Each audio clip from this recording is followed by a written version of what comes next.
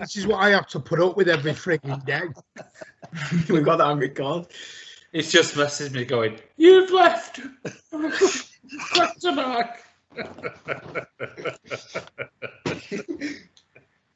Right, okay. Listen. I told everyone I was in frigging bed the other day. I know. Well, I'm gonna have to edit all this together. This is gonna take forever. So I might have to put this in 3 parts or something. But anyway, what we'll do is we'll move on to the golden question. Get this done with.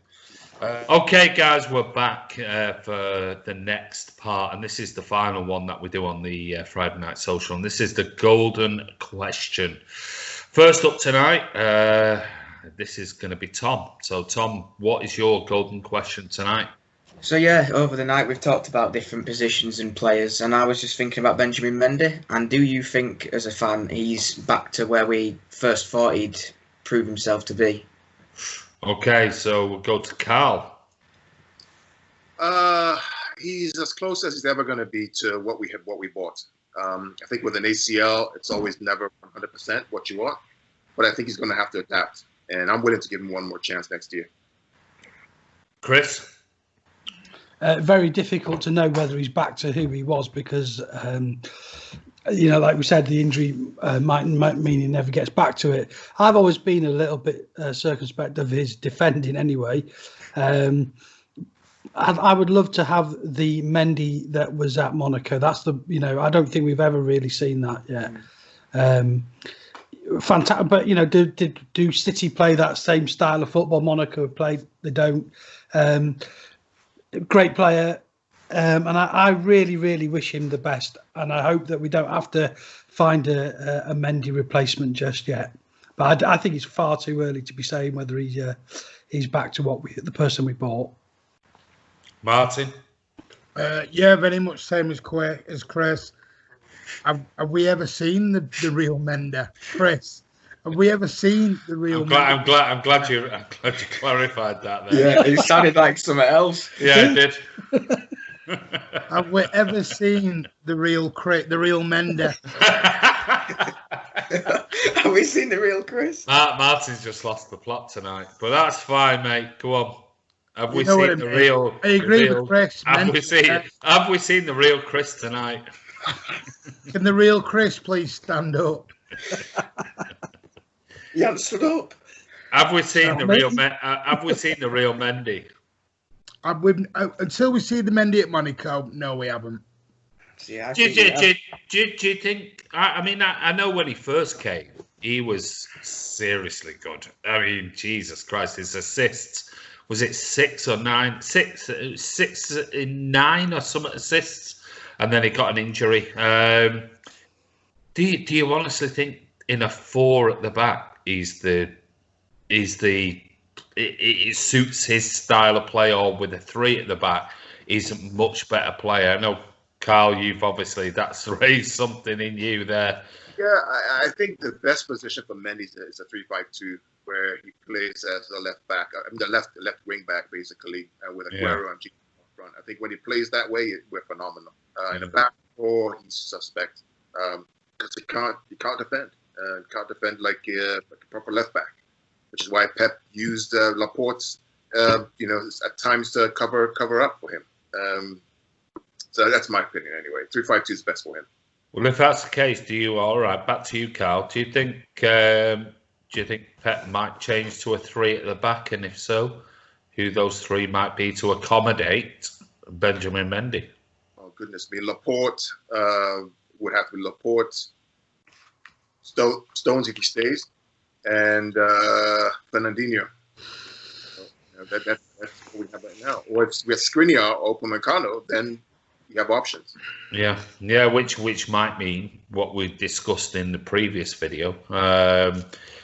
Part of the video is why centre backs might be really, really important. Chris, I'm just going on Tom's question. Yeah. If you had an option of replacing Mendy for the coming season, one, would you say, yes, I'm going to replace him? And if so, and let's say it was a like for like, there was no money involved, it was just literally, we get rid of Mendy and we can bring somebody in on that. would you get rid of him? 1, and 2, if you could get rid of him, whether it be a 4 at the back or a 3 at the back, who would you want to bring in to City? Well, I think Chilwell's been a name that's been bandied about. I'm not sure of Chilwell, to be honest with you. Against City, I don't think he's really shone at all.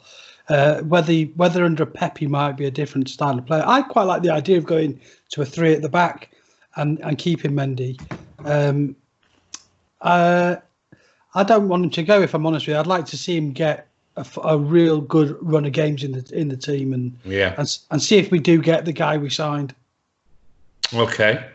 Martin, same question. If you were given the choice right now of keeping Mendy, whether it be in a 3 or a 4, and if you wanted to get rid of him, and it was a like-for-like swap, there was no money involved, so there was no transfer fees or anything, would you get rid of him? And if you do, who would you go for as a like-for-like left-back? I'd like to keep him. Give him one more season. I think he does suit a 3 at the back. I think Pep has been dying in the last 4 years. I think he's been dying to play his 3 at the back. I just don't think he's capable of doing it right now, because I don't think he's ever found I don't think he's ever had the chance with injuries and everything else to play the 3-5-2. I just don't think he has. If I could get anybody to replace him now, I'd go for Sandro, personally, because I think he'd fit straight into a Pep team. He's still young enough. He's damn well good enough. And boy, has he got a left foot on him. It's interesting because it's hard, isn't it? Because I think, we're talking about 3 of you there.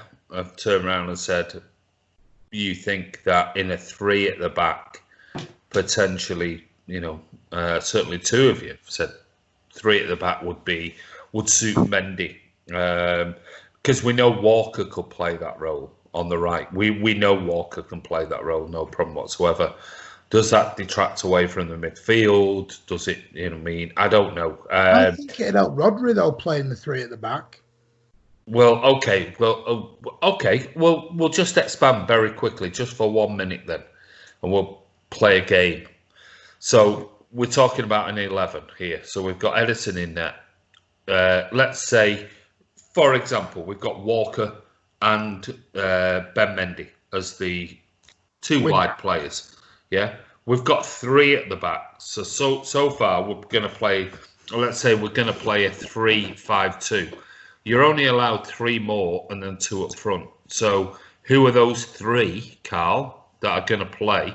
Let's forget the centre backs, because we could argue all day long about Skriniar, Stones, Garcia. We could have Koulibaly, Upamecano, Stones, whoever.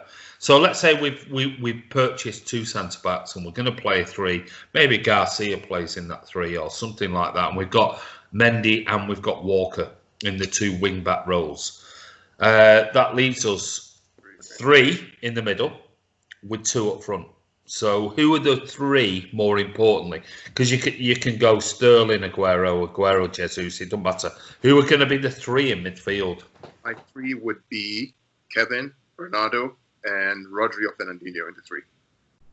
One of the 3. So no Phil Foden. Not for me. Not starting. Not in the Champions League final. Starting. Okay, let's discount the final. Let's say the start of next season. This is where I'm going with it. Not a Champions League final and things like that. But we're talking about progression. We're talking about moving the team forward. If we're going to play 3 at the back with 2 wide players, we've got 3 in the middle. So we need somebody who's going to be defensively minded per se. I do Rodri, Kevin, and Bernardo. That's my 3. Okay, and who would be your 2 up front? Jesus and Aguero. Right. Okay. All right. Chris, then we've got 3 at the back. It doesn't matter any of the 3 world-class centre-backs we've signed, and we're playing Walker wide right, Mendy wide left. We've got 3 in the middle. and we've got 2 up front, or whatever system. You don't have to have a 3-5-2, but you've got 3 of the players potentially that you're going to play with in the middle with 2. So it doesn't have to be 2 up front. Well, if you don't want to play that, you can play a 3-4-3, whatever you want to play. But I'm saying you've taken now 6 players out of the team. You've got 4 more. Yeah. So who are they going to be, Chris? My 3 would be. I think you got to play Rodri in there, unless Fernandinho is going to stay evergreen. KDB has to be. I'd play Foden in there. I'd have Sterling and Aguero probably up front, or Bernardo and Sterling maybe.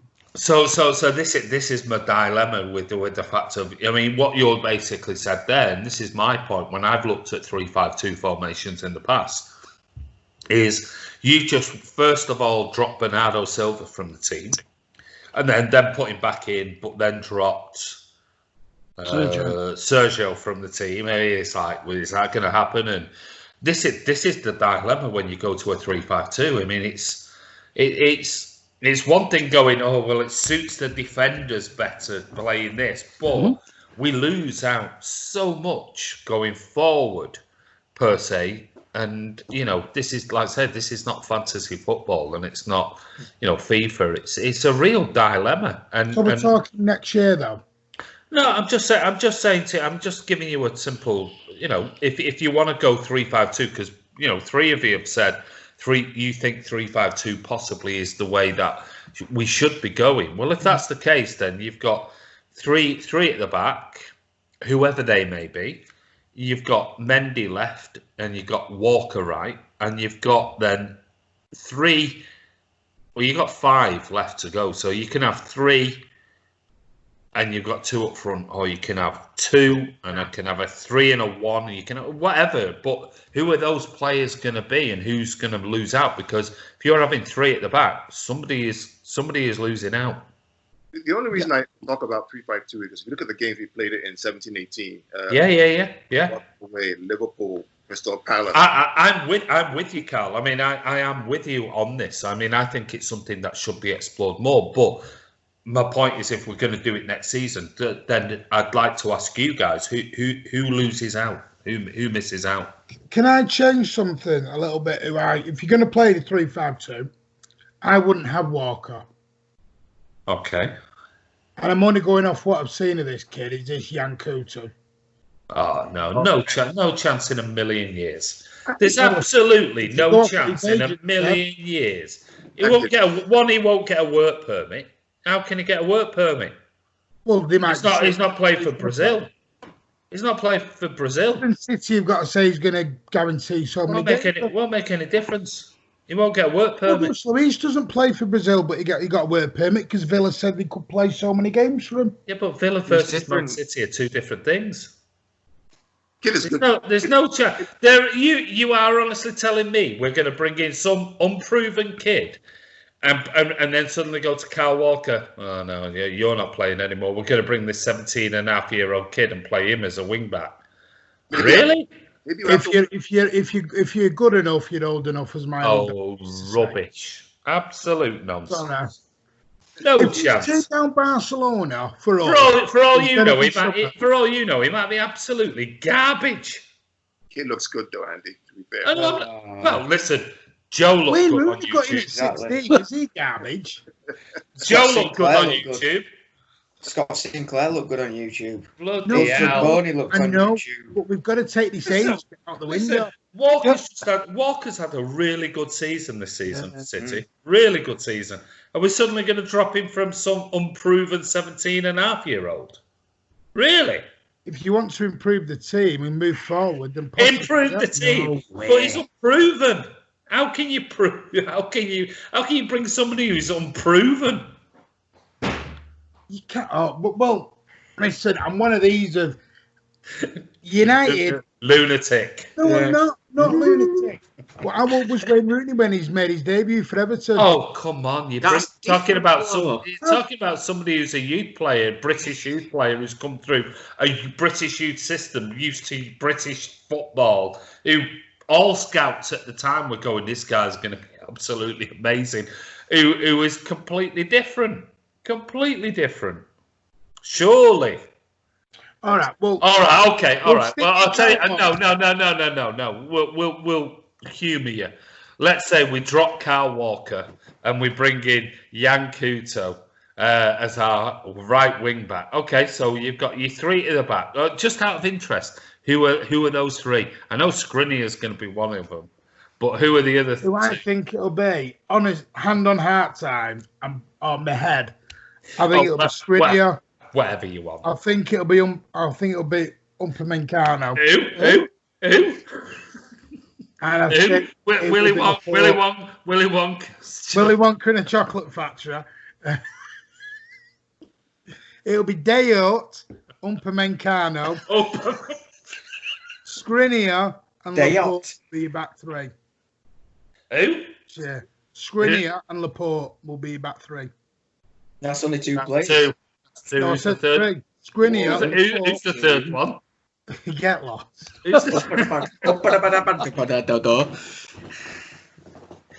Dayot, Laporte, and Stones. Yeah. No, not Stones. Skriniar. Are you want to wind up tonight or what? I think it's too late for him. Oh. Right. On the left, we've got Mendy. On the right, we've got Yan Couto. Right. Who's the three? Who's the three? Who's the other Phil five? Foden. Well, no, I'm going for Phil Foden. Yeah. Rodri's your CDM. Because if we believe in what Pep says, Fernandinho will never go back into midfield. Okay. Quoting what he said. KDB, Foden, Rodri, and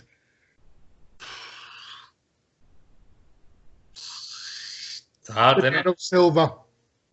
Okay, so you're dropping. You're think playing up front. So If it's not a new striker, it'll be Gabby. So you're dropping Riyad Mahrez. You're dropping Raheem Sterling. Yeah. And you're dropping Sergio Aguero. I think Sergio Aguero will be backup striker next year. That'll be about 50, 60 goals you're dropping to put Gabby up front to include. But we're going back into the realm again. Do we keep these players going till the 33, 34, 35? This is the whole point of the discussion. It's like it's rejuvenation again. I know, but this is the whole point of the 3-5-2 thing. It's like it's a really good debate because I know it is. You look at what we did, like Karl said, against Liverpool, and it worked perfectly well. But if you're going to switch it around and start doing 3-5-2, it makes a massive impact because you're going to drop one of our better players. Hey, we'll have some bench though next year. Fernandinho and we would have some bench. Gundogan and Aguero on it. Gundogan, right? That's true. The point of all this is though, really, you're saying who's the 11 going to be. Well, Pep never plays the same 11 game after game, does he? So rotation's been a big part of a big. Yeah. Oh, Tom's gone. No, he's not here. Oh, what? He's there. Tom's just gone off camera. Sorry. I think that's a problem. I think not having a settled 11 is a major problem. I mean that's another debate, isn't it? Because I agree. I'm with you, Martin. I do think that look at Liverpool too much rotation. I think it does harm the team. I really do. You had a conversation at the Etihad a few months back, didn't we? And I think you told me a stat where Pep had made the most changes. I think it was like 60 odd changes. Yeah. And I think when was that? December time when you told me that? That was in December, before Christmas. And we were at 60 odd changes. Yeah. Liverpool were down at like 10. Yeah. And as much as, and if you look in the season, we did the 100 points, and the season before that, we didn't rotate. It's as though he has seen something's not right, and he's trying everything. He's like the mad scientist at the moment, Pep, this year for me. It's like, I want to try everything I can until I hit this magical wand somewhere. I don't know what it is, but he just seems to have hit the panic button a bit this year. Martin, I think what he's done with the Premier League, to be fair, I think he's used it as an experiment for the Champions League. I think what we saw against Real Madrid in the Champions League first leg was evidence of this rotation that he keeps trying. I think he's used the Premier League because he won it twice. He's using it as a test kit, as a petri dish for what he's trying to do in the Champions League. Because the year before, he was consistent. He knew his team, knew what he wanted. This year, it's like, let me try to find something else to compensate for Laporte being out, Sané being out for the Champions League, which is 7 games to win versus all the way through. Because I do agree with that. I think Pep has lied a bit this year, saying that the Premier League was the most important. I don't think it was. Yeah, I don't think it was either. I think we also have to bear in mind when we talk about Pep is the fact that we have missed a world-class centre-back and a world-class left winger. I mean, regardless of what we think of Sané and things like that, he did make a massive difference to the team. Even if it's off the bench, not starting, massive difference. And then you lose, arguably a world-class centre-back.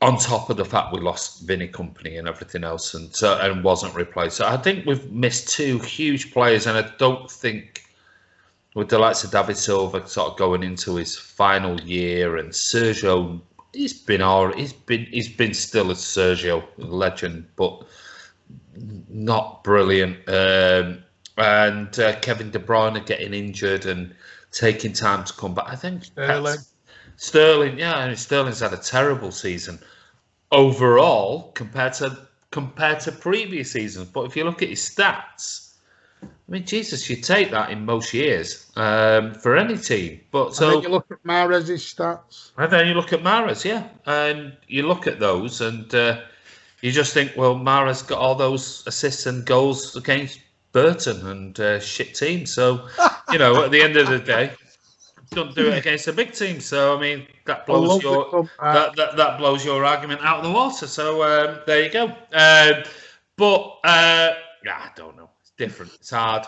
Very difficult. Very, very difficult. Hence Jayden Braff. Anyone? Well, I said it. That's another debate, isn't it? Well, I said that about Sané's replacement on the live vlog we did on the Friday Night Social 2 weeks ago, I think. That could be, but again, it's an unknown. He's done it. He's done it in academy level, and it's one thing doing it there than doing it in the Premier League. He looks very, very exciting. What I'd love to say? He does. I'd love a cup game next year where you go Braff, Foden, Yankutu, and whoever else you could throw in. Could you imagine Garcia, Taylor Howard-Bellis? Could you imagine that? That for me, that's a dream as a Man City fan to see youngsters line up like that. I think people are listening to lots of debates and lots of discussions and vlogs and podcasts and things like that. People keep going Eric Garcia, Eric Garcia, Eric Garcia, Eric Garcia, Eric Garcia. I think people are overlooking Taylor Howard-Bellis because I think he's better. I think he's absolutely solid. Hardly puts a foot wrong. And I know, don't get me wrong, Garcia looks classy as anything. It's just his height worries me. It just worries me massively. Come out of Barcelona, though, that's the problem. Well, this is the other debate, isn't it? It's... but we'll see. We've got certainly 2 young kids there that could save us 150 million quid. Good. It does look good. So, right, okay. So moving on, Chris. Andy, before you start, I need to go because my dad's going to bed and he's waking up early, so I need to go because he's got work. Not a problem. I apologise. It's all right, buddy. Listen, take care. Take care, Tom. Thank you for coming guys. On. Bye. See you, Tom. See you later, Tom. See you. Bye-bye. Okay, we're back now with Chris. All right. Your golden question. Okay. So this is away from player recruitment and managers. Sheikh Mansour, right? You've got one wish. What's your wish from Sheikh Mansour? Anything. Are you talking about purchasing players or something? No, purchasing players, no manager, no recruitment, and nothing personal. What would you like Sheikh Mansour to do for Manchester City? Okay. Buy Man United and relegate them. No, I haven't got. That's an hard one. Wow. Martin, I'm going to come to you on this one, buddy. Cheers. He's doing it, Inter. He's rebuilt the area, and trust me, I know that area. I'm from it. I live. You know yourself. I'm 5 minutes away from the Etihad in a car. I'm that close to it. That area has been rejuvenated. You know, the old gas. Anyone who knows the area, it's the old gas works, as they all know. Bradford Road, Briscoe Lane, that area. Anything I want.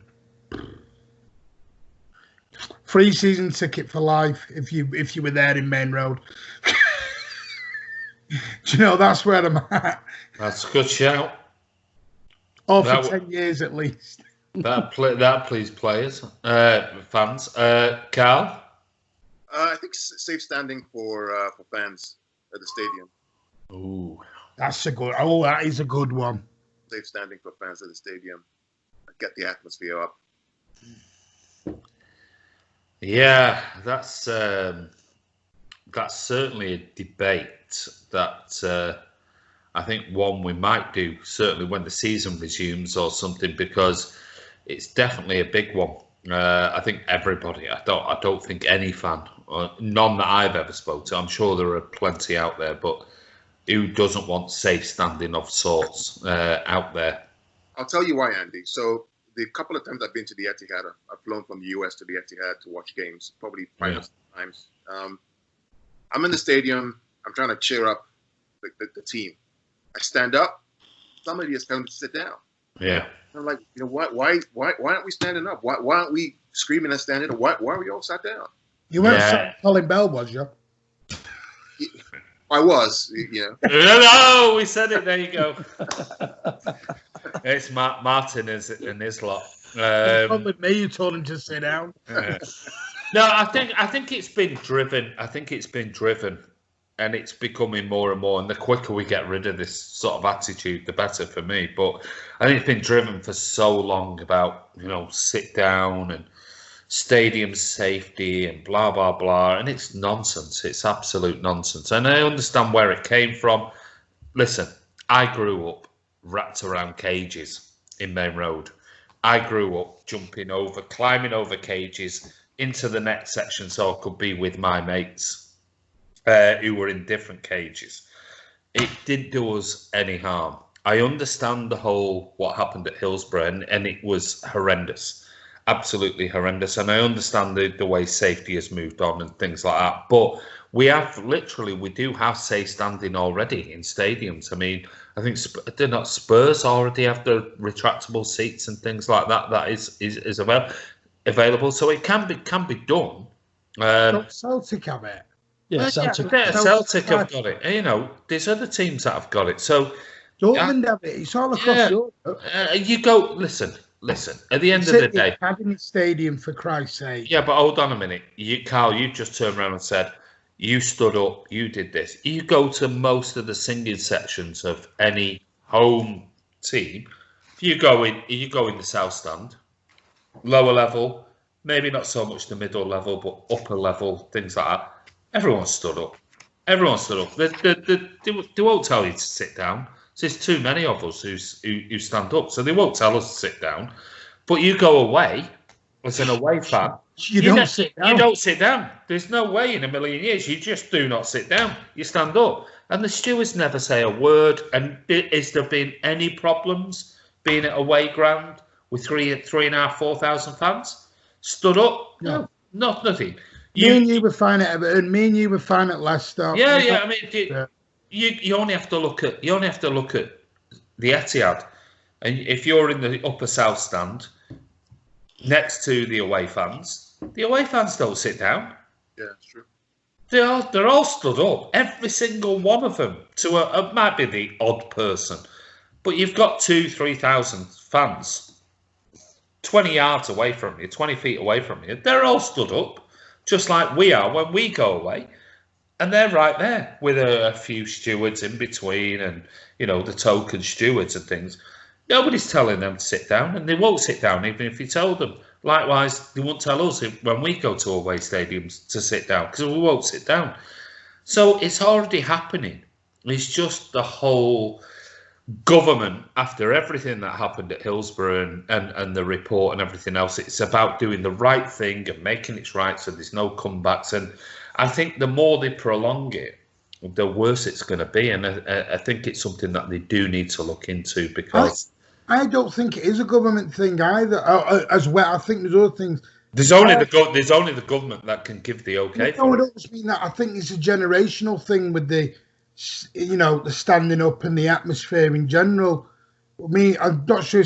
Andy spoke to a guy a few months back who wouldn't come on camera. We just did his voice, and he spoke for about 25 minutes, and everything he said was absolutely nailed on. Yeah.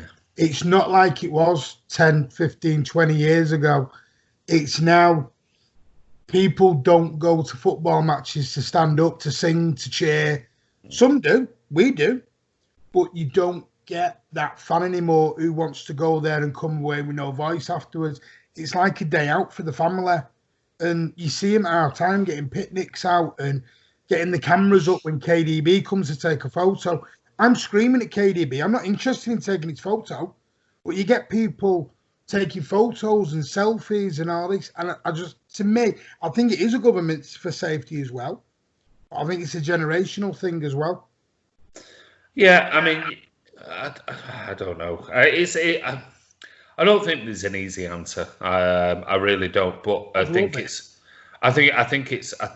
it'll happen. I really do think it'll happen.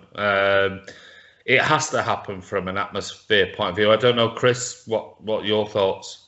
Well, I don't think it's exclusive to City, is it? No. Oh God, no. No, definitely not. I don't know if it's a generational thing either. I think there is that element to it that it's become more family friendly to go to football now. But when I was a lad, I went in the family stand. On the main stand at Main Road. We sat down, but people in front were all stood up. So I think it needs to go. It is a difficult one. What happened at Hillsborough was a terrible thing, and still in the memories of those Liverpool families, you can see why they would want to reintroduce it, and because of everything that happened from Hillsborough, all the justice for the '96 and all that. You can see why the government might be reluctant to reverse it. I think you're right, Andy. I think it will come back. Yeah. But are people telling you to sit down because of that, though? I think. I think stewards are giving the job. They're just doing the job, aren't they? No, it's not. These are other fans telling you to sit down. Like on a corner, you'll stand up to watch the free kick of the corner, and I know myself where I sit. There's about 30 people screaming, sit down. They're not coming from stewards. They're coming from the fans behind me. Yeah. But that was my point before. It's become such a generational thing now that we all have to sit down. We all have to do this because of, not just because of Hillsborough and everything else, but it's been, let's face it, we are talking 32 years ago, 31 years ago. With everything that's happened, so it is behaviour. It's sort of like it's instilled within us that we want to sit down. We need to sit down. It's all about safety. It's all about don't fall over. It's all about not being crushed. And in fact, actually standing up is probably safer than sitting down with people stood up and things like that. So I'd say it's such a tough one, but. I think the problem being is, like you said, Martin, and you said, Karl, is the fact that if you go into a certain section, I can't talk about every other club's stadia, but if you go to the Etihad, there are sections of the Colin Bell stand that want to sing and try and sing, but generally everything, because it's corporate level and things like everyone wants to sit down. If you stand up, you get told, hey, I've been here 20 years, sit down, blah, blah, blah. You're in the family stand, you've got kids. You imagine, I was in the family stand I think last season for the Champions League or something. Not allowed to swear in there. I took my wife and my lads, and I've took them in there numerous times over the years. But it was the Liverpool game, the home leg in the Champions League. Well, the only tickets I could get where I could be with them was on the front row of the family stand, to the right of the goal. Well, I've got all these cameramen in front of me, and they're like, oh, I'm sorry.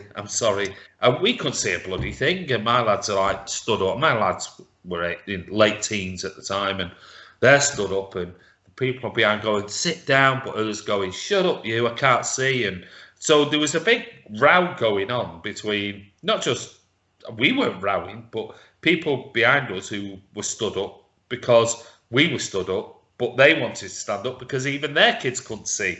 And that type of thing. And then people behind further back 5, sit down, I can't see. And they're going, well, neither can we, because they've got the bloody cameramen right in front of us. We can't even see anything.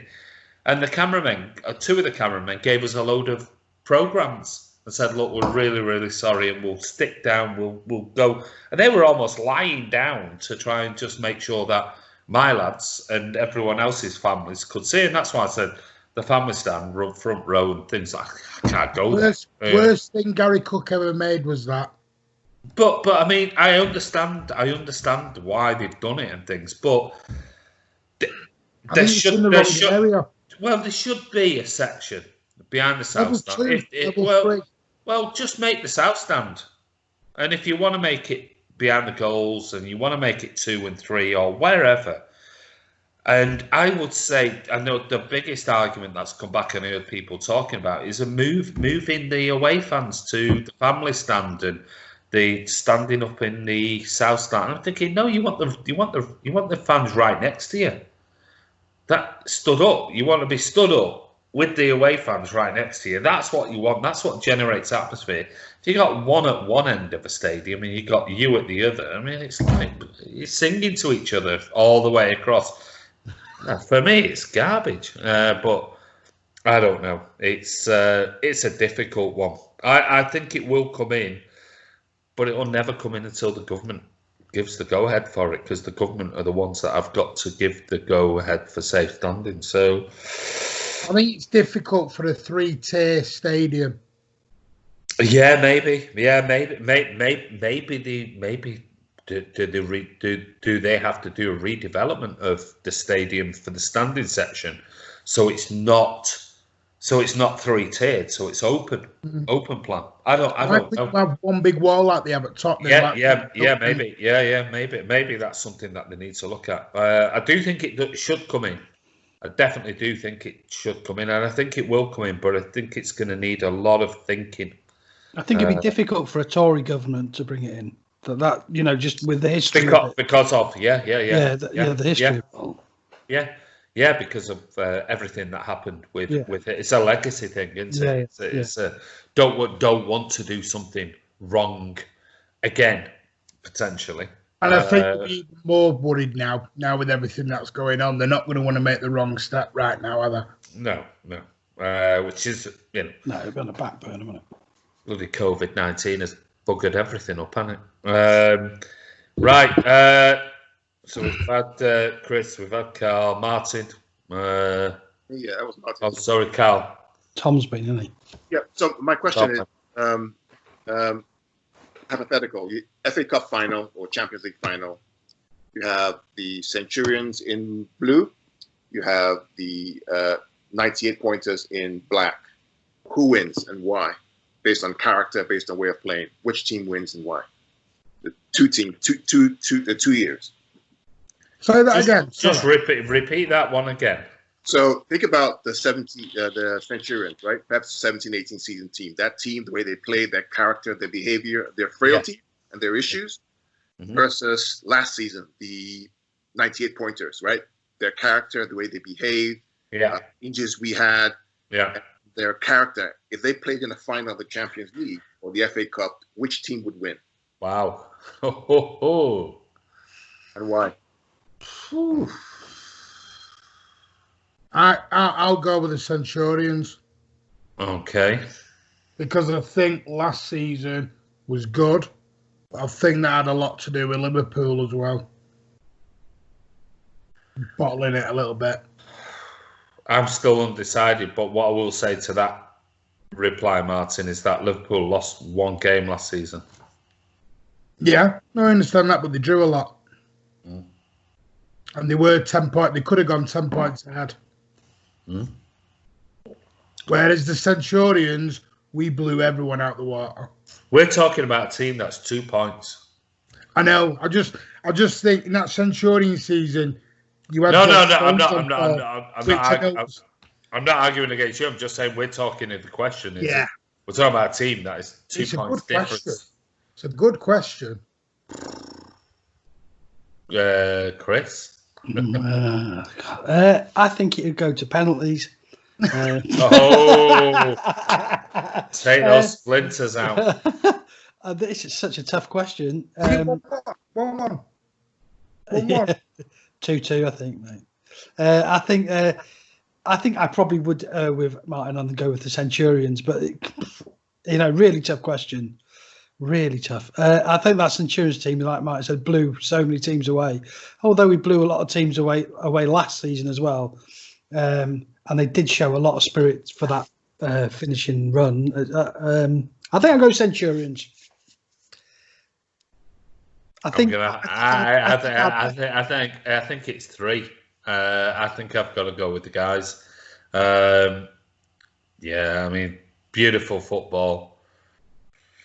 Getting that win at the last minute, at the end of the season, and getting those 100 points, Gabby's goal, and Kevin De Bruyne that season was just fucking unbelievable.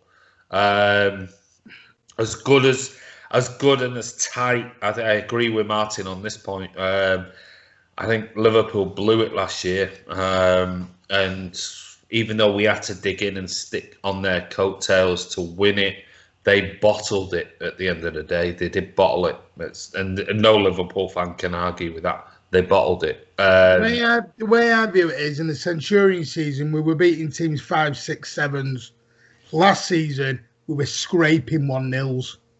Yeah, which is another side of what floats your boat, really, because sometimes you need that. You need those type of United. You look at the United in '99 and other great seasons they had in 2008 and others, whenever it was. They were winning 2-1s and 1-0s and things. They're the signs of good teams that can do that consistently.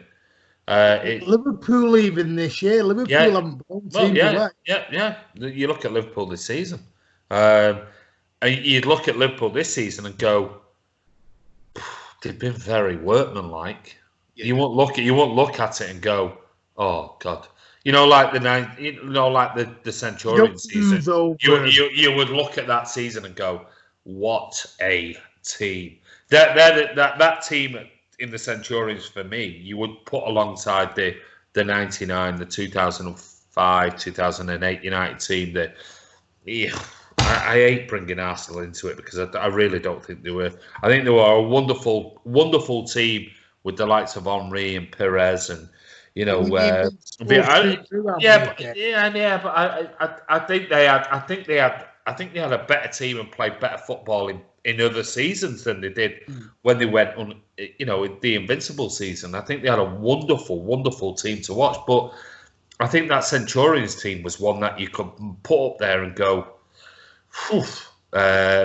come up against this team, good luck. Because I can't think of, I would love to have seen that Centurions team versus maybe the 99 team. What did Hullet call it? United. Oh, that's it. Sexy football. Yeah.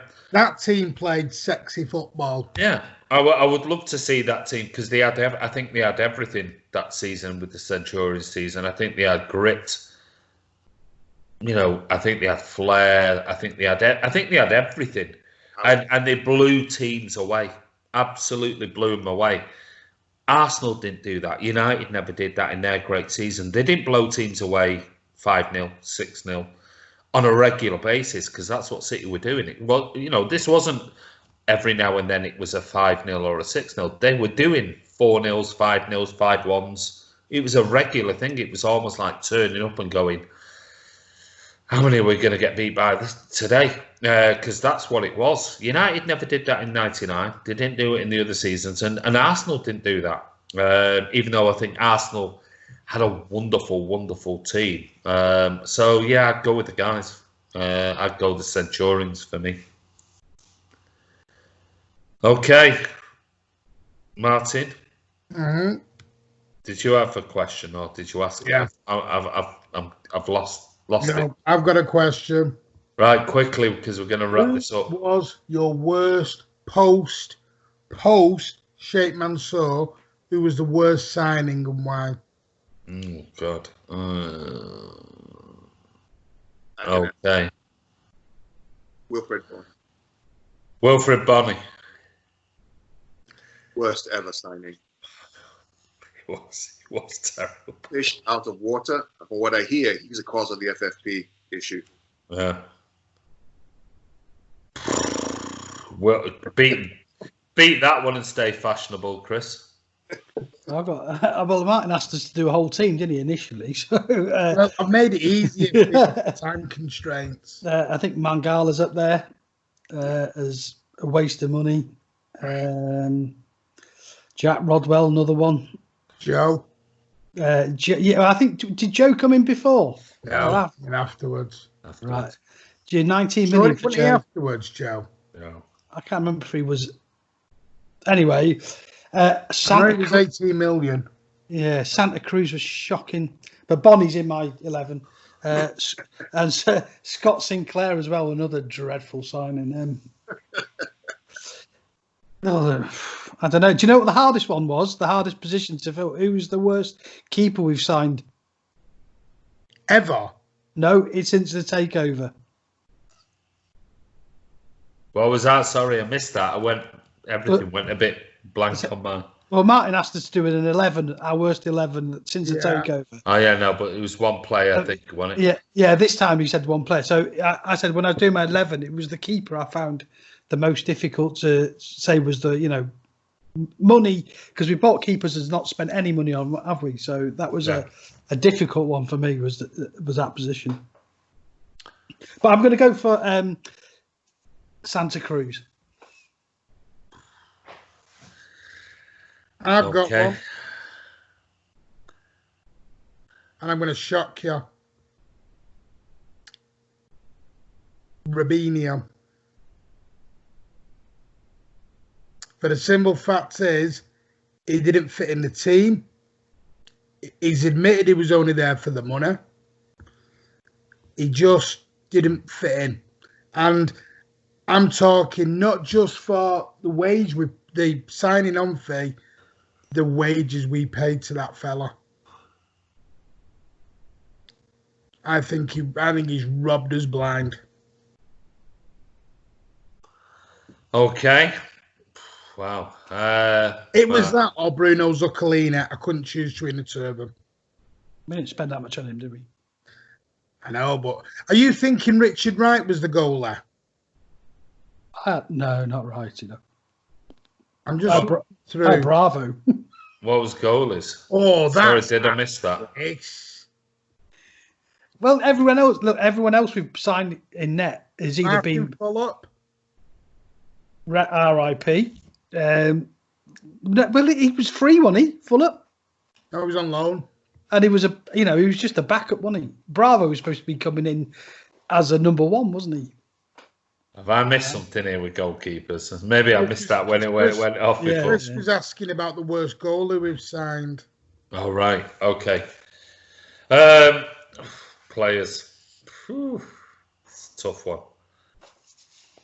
Right. Joe, just found out Joe was pre. He was 2006, wasn't he? No, he was just before the takeover, Joe. 7. Okay. I remember taking my lads. It was I think their first game was when we beat Portsmouth 6-1, and Joe was brilliant that day. Is that when so they thought he was brilliant. And I've still got a picture with my Sean Wright Phillips T-shirt that I bought that day for them. But anyway, okay. Mine. Right. This is Andy from Man City Fan TV. Thank you, everybody, for coming on. I really appreciate it. I'm going to say my player right at the end so I can go turn off this stream. It's Riyad Mahrez. No, I'm only joking. He's not. He's actually not. It's Riyad Mahrez. No, I'm not. It's Joao Cancelo. It is Joao. Honestly, it's Cancelo. Icon. Yeah. Mike. Yeah, but it's peanuts.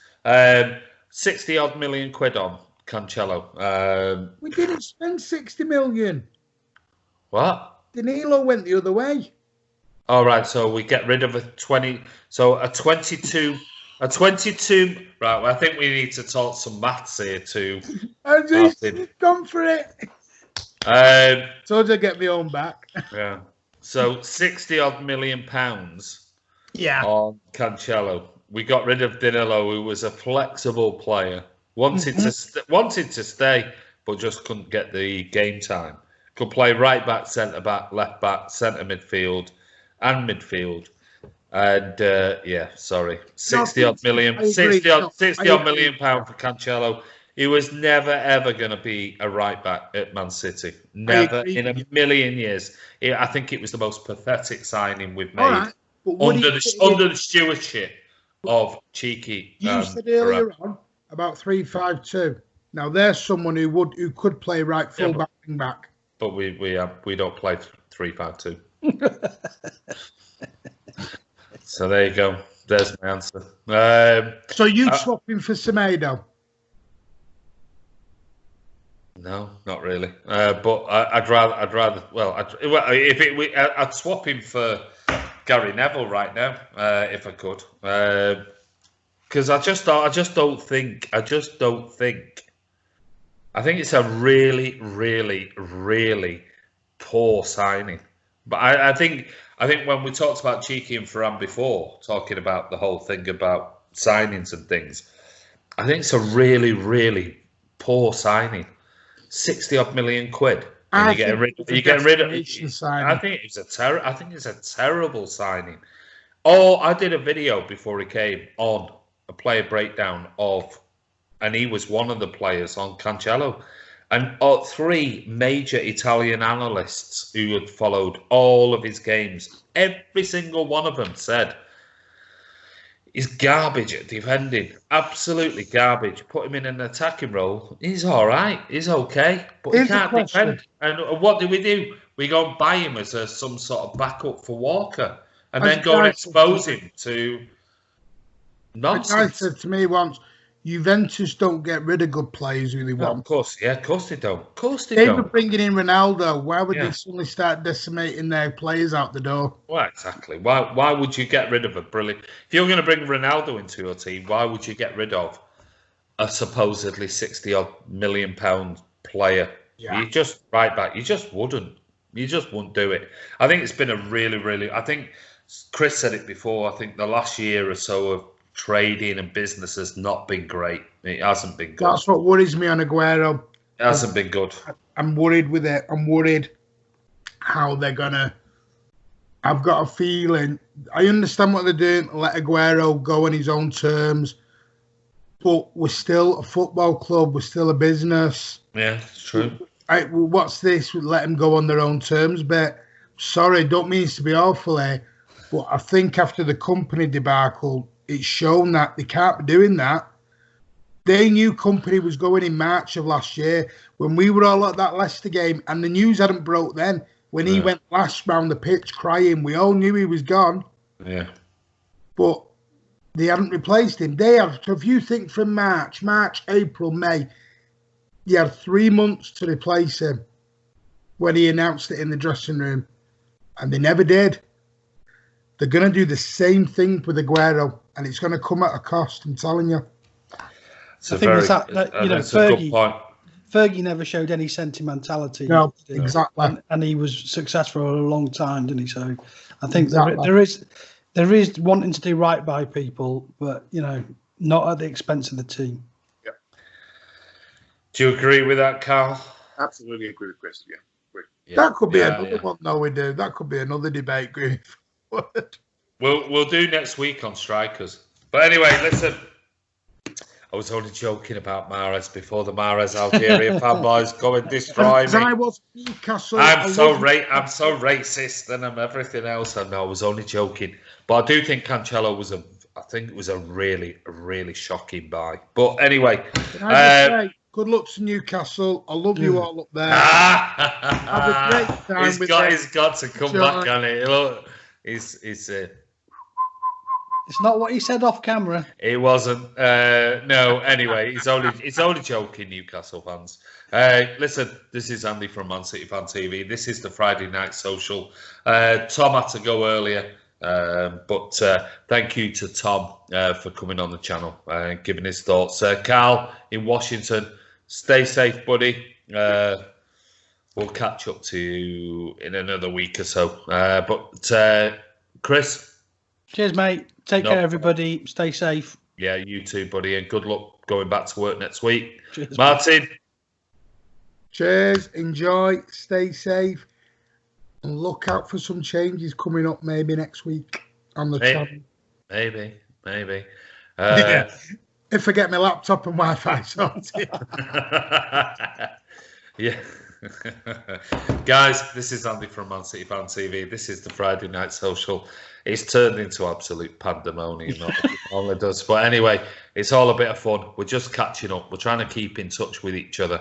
And that's all it's about. It's just a chat between friends. And if you can do it, even if it's on your phone, if it's on Skype, if it's on Zoom, whatever it is, make sure you do it. Because we're all football fans. We're all missing football. And we're all just trying to stay sane at the end of the day with all what's going on. But take care, everyone out there. Stay safe. Make sure that you follow the protocols in your country, wherever you're watching it from. We'll be back next week with another Friday Night Social. But this is Andy from Man City Fan TV. Give it a thumbs up. Yes, give it a thumbs up. Notification set to public. Martin's took it. I don't need to say any more. Wong, yeah. Don't forget, subscribe, hit that bell icon. And we'll see you soon. Take care, everyone.